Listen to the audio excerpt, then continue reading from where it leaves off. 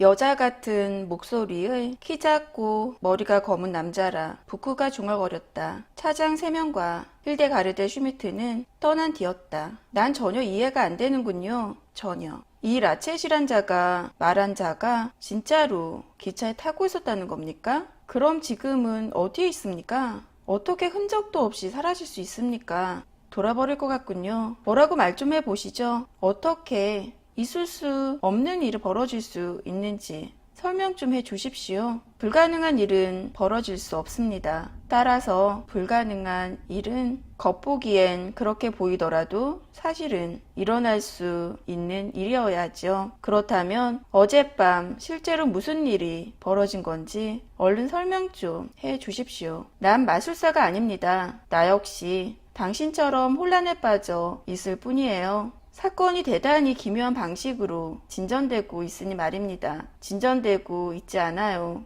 제자리에 머물러 있을 뿐입니다.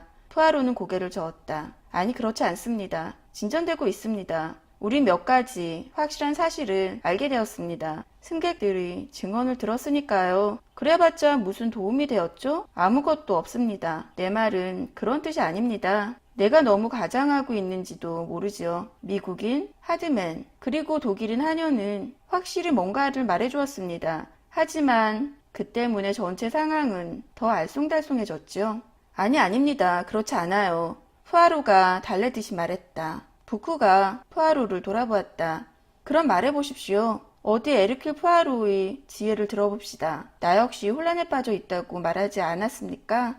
하지만 최소한 우린 무엇이 문제인지 분명히 알 수 있게 되었습니다. 그러한 사실들을 차례차례 정리할 수도 있게 되었고 계속 말해보십시오. 콘스탄틴 의사가 말했다. 푸아로가 목청을 가다듬으며 앞지 한 장을 펼쳤다. 지금까지 알아낸 것을 정리해봅시다. 첫째, 논의의 여지가 없는 확고한 사실 몇 개가 있습니다. 이 라쳇 또는 카세티란 자는 어젯밤 12군데를 칼에 찔려 죽었습니다. 이것이 첫 번째 사실이지요. 인정합니다. 인정하고 말고요. 부쿠가 빈정대는 몸짓을 하며 말했다. 푸아로는 그런 것에 전혀 신경 쓰지 않고 조용히 말을 이어나갔다. 콘스탄티 의사선생과 이미 토론을 마친 몇 가지 특이한 사실에 대해서는 지금은 언급하지 않고 넘어가겠습니다. 나중에 이야기하도록 하지요. 그 다음으로 중요한 사실은 내 생각으론 범행이 일어난 시각입니다. 다시 한번 우리가 알고 있는 몇 안 되는 사실 중 하나로군요. 범행은 오늘 새벽 1시 15분에 저질러졌습니다. 모든 상황이 뒷받침해 주고 있지요. 모든 상황은 아닙니다. 그렇게 말하면 가장일 테죠. 뒷받침해 주는 증거가 상당히 있긴 하지만 최소한 증거가 있다는 걸 인정하긴 하는군요. 푸아로는 그런 방해를 받아도 신경 쓰지 않고 계속했다.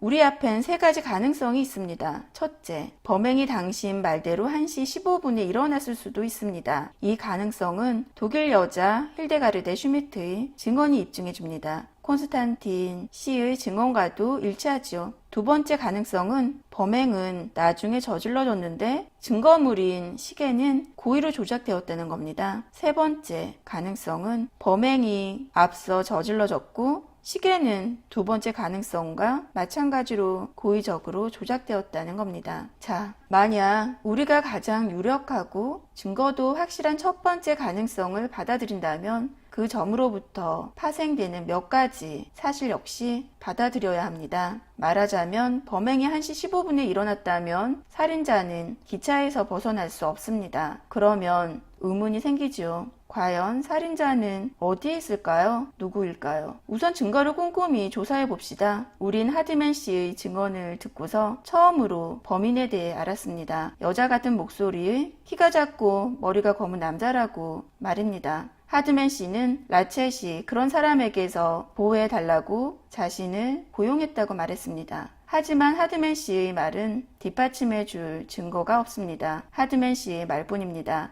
그럼 한번 생각해 봅시다. 하드맨 씨는 자신이 말한 대로 뉴욕 탐정사무소의 직원일까요? 이런 사건의 경우 재미있는 점은 우리에게는 경찰이 사용할 수 있는 특권이 없다는 겁니다. 우린 사람들의 증언이 진짜인지 조사해 볼 수 없습니다. 추론에 의지할 수밖에 없지요. 그렇기 때문에 내게는 훨씬 더 흥미롭긴 합니다. 보통의 수사 활동은 전혀 없어요. 오직 추리만 가능하지요. 난 생각해 보았습니다. 하드맨 씨의 증언을 그대로 받아들여도 될까? 난 그렇다고 결론을 내렸습니다. 내 의견은 하드맨 씨의 증언을 그대로 받아들여도 된다는 것입니다. 그렇다면 직관을 받아들인 것이로군요.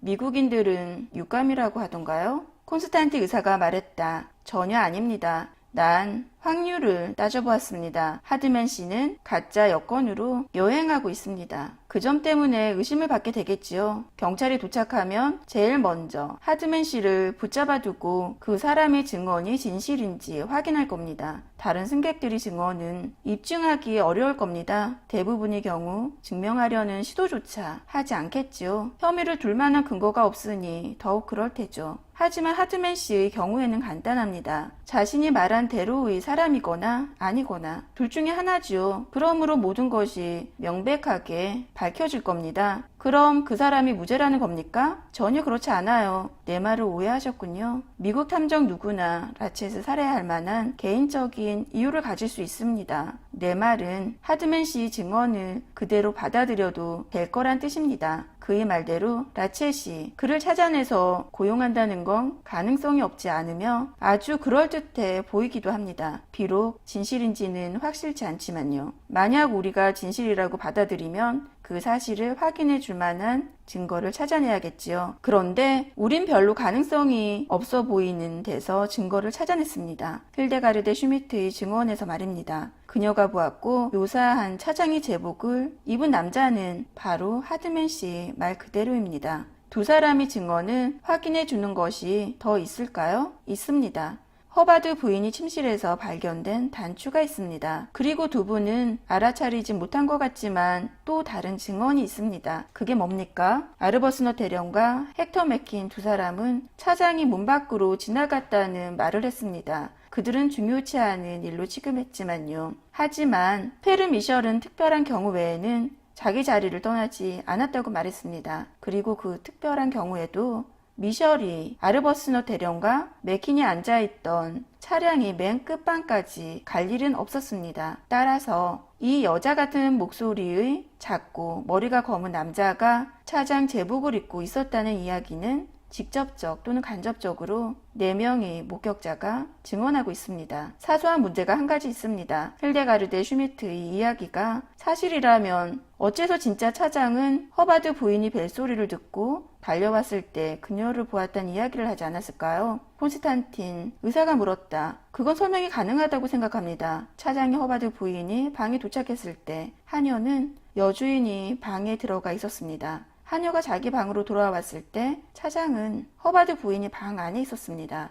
부크는 두 사람의 대화가 끝날 때까지 힘겹게 기다렸다. 맞아요. 맞습니다. 한 번에 한 단계씩 나아가는 당신의 방법과 주의력에는 감탄합니다. 하지만 당신이 정작 중요한 문제는 건드리지 않는 걸 지적할 수밖에 없군요. 우리 모두 그런 사람이 존재한다는 건 인정합니다. 문제는 그 사람이 어디로 갔냐는 겁니다. 푸아로가 나무라듯 고개를 저었다. 그렇지 않습니다. 그건 본말을 전도하려는 것과 마찬가지입니다. 나라면 그 남자가 어디로 사라졌는지 묻기 전에 그런 남자가 실제로 존재했는지 묻겠습니다. 이유는 이렇죠. 그 남자가 가공의 인물이라면 사라지게 하는 것은 얼마나 쉽겠습니까? 그래서 난 피와 살을 가진 그런 남자가 실제로 있는지 확인해 볼 생각입니다. 만약 실제로 존재했다는 게 확인된다면 그 사람은 지금 어디에 있을까요? 두 가지 가능성이 있죠. 기차 안이 우리가 생각조차 못할 기발한 장소에 숨어 있거나 아니면 1인 2역을 하고 있을 겁니다. 즉, 라쳇이가 두려워한 그 사람인 동시에 위장을 너무 잘하고 있어서 라쳇이가 알아보지 못한 승객 중 한 명이었겠지요. 좋은 생각이로군요. 부쿠가 화난 표정이 되어 말했다. 하지만 곧 다시 표정이 어두워졌다. 하지만 그 생각에도 한 가지 문제가 있어요. 푸아로가 말했다. 그 사람이 키 말입니까? 라쳇이 하인을 빼면 승객들은 모두 키가 크지요. 이탈리아인 아르버스너 대령, 헥터 맥퀸, 안드레니 백장 모두 말입니다. 그렇게 되면 하인만 남는데 그 사람이 범인이라고 생각하기는 힘듭니다. 하지만 다른 가능성이 있습니다. 여자 같은 목소리란 말을 기억하세요? 그 말은 우리에게 또 다른 가능성을 제기합니다. 남자가 여자로 위장했을 수도 있지만 반대로 실제로 여자였을 수도 있을 겁니다. 키가 큰 여자가 남자 옷을 입으면 키 작은 남자처럼 보일 수도 있죠. 하지만 라첼은 확실히 알고 있었을 텐데요. 알고 있을 수도 있겠죠. 이 여자가 목적을 달성하기 위해 남자 옷을 입고 그의 목숨을 노린 적이 있을 수도 있습니다. 그래서 라첼은 그녀가 다시 한번 같은 수를 쓸 거라고 생각하고는 하드맨 씨에게 남자를 찾으라고 말하는 겁니다. 여자 같은 목소리라는 말을 하면서요. 가능한 일으로군요. 하지만 부크가 말했다. 들어보십시오. 이젠 콘스탄틴 의사선생이 지적한 몇 가지 기묘한 점에 대해 당신에게 말해야 할 것 같군요. 푸아로는 의사와 함께 죽은 사람이 상처에서 얻어낸 결론에 대해 길게 설명했다. 부크는 신음소리를 내며 머리를 움켜쥐었다. 당신이 지금 어떤 느낌인지 압니다. 머리가 매우 아프지요? 푸아로가 말했다. 모든 게 악몽 같군요. 부크가 비명을 질렀다. 그대로입니다. 허황하고 불가능해요. 그런 일은 벌어질 수가 없지요. 나도 그렇게 생각했습니다. 하지만 아닙니다. 실제로 그런 일이 벌어졌습니다. 누구도 사실로부터 벗어날 수 없습니다.